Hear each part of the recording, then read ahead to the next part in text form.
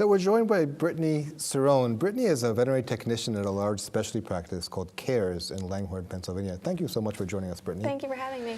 And Brittney, Ozzy, Dr. MacPete, we're talking about treatment now, and we've touched on this just a little bit, but I really want to focus on something that's really important, which is that initial conversation. How do we have, all of us, have that initial conversation with the owner on a newly diagnosed pet, dog and cat? So Dr. MacPete, what is your spiel?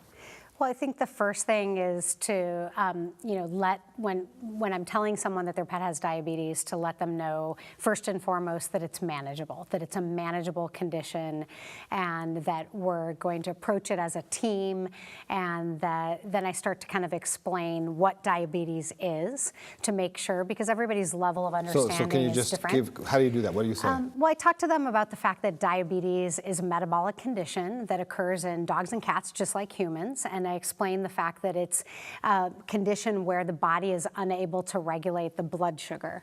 So, and that can be either from type 1 or type 2 diabetes, but the end result is the same, that the body is not regulating blood sugar, so the animal has high levels of blood sugar, which spill over into the urine and are why people see the clinical signs that they do, the increased thirst, increased urination, they may be hungrier, all of those signs. So I explain that to them, and then I talk to them about the fact that just like with humans, it's manageable, and that it's typically treated with diet, insulin therapy, as well as at-home monitoring. And then I go into, obviously, what the diet is going to look like for their particular pet.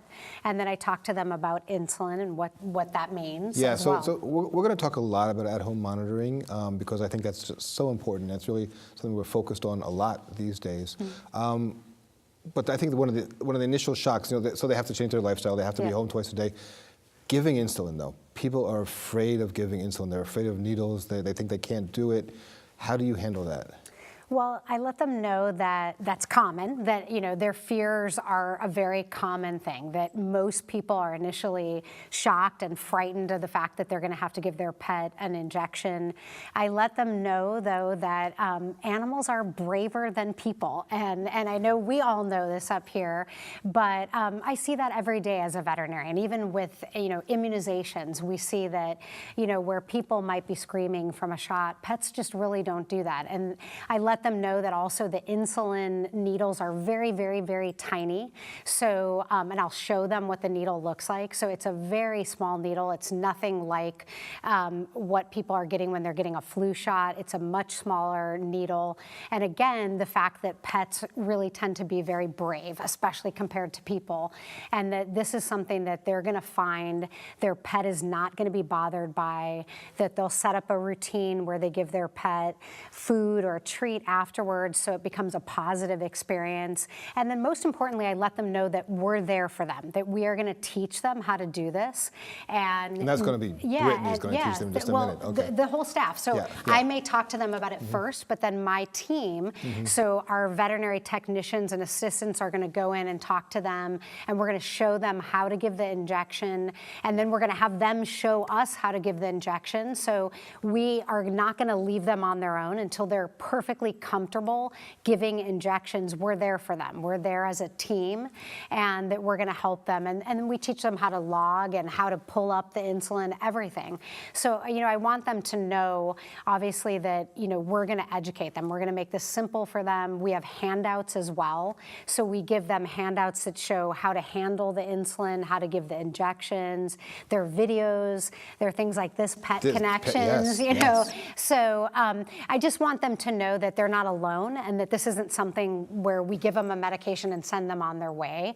This is definitely something that we are going to work with them till they're comfortable, and we know that they're comfortable at home doing it.